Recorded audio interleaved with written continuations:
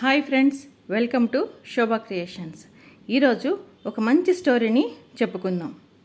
ఇది ఒక పెద్ద ఫారెస్ట్. ఆ ఫారెస్ట్లో ఒక శక్తివంతమైన సింహం ఉంది. అది అడవిలోని అన్ని జంతువులపై రాజుగా ఉండి రాజ్యం చేయసాగింది. అన్ని జంతువులు కూడా దానికి భయపడి గౌరవించేవి. అంతే కదండి, రాజుగా ఉన్నప్పుడు అందరూ కూడా గౌరవించాలి. రోజు సింహం తన పనులకు హెల్ప్ కావాలని ఒక నక్కను తన మంత్రిగా నియమించుకుంది. నక్క బెల్లే జిత్తుల మారి తెలివైంది కూడా, కానీ దానికి లోభం కూడా ఎక్కువే. నక్క ప్రతిరోజు సింహానికి వేటలో సహాయం చేస్తూ ఉండేది.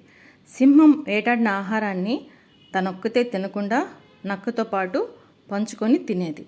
కానీ కాలక్రమేణా నక్కకు దురాశ పెరిగింది. నక్క మనసులో ఇలా అనుకుందనమాట, ఏంటంటే సింహం లేకపోతే నేను ఈ అడవికి రాజుని అవ్వగలను, ఎందుకు ఎప్పుడు దానికి సేవ చేయాలని తన మనసులో తాను అనుకునింది. రోజు సింహానికి అనారోగ్యం వచ్చి తన గుహలో పండుకొని ఉందన్నమాట.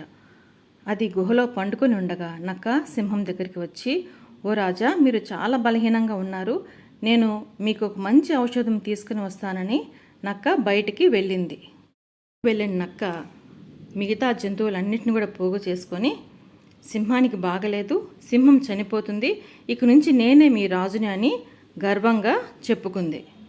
ఈ విషయం కాస్త సింహం చెవిలో పడిందనమాట. ఇక సింహం కోపంతో ఊగిపోయి వెంటనే నక్కను తన గుహ దగ్గరికి పిలిపించుకుంది. నువ్వు నాకు ద్రోహం చేస్తావా, నువ్వు రాజుగా ఉంటానని ప్రకటించుకుంటావా అని చెప్పి పెద్దగా గర్జించేసి సింహం నక్క మీద పడి నక్కని చంపేసింది. చూసారండి ఎంత పనైందో. ఇందులో నీతి ఏంటంటే లోభం, ద్రోహం ఎవరినైనా కానీ నాశనం చేస్తాయి. నమ్మకత్వమే గొప్ప సంపద.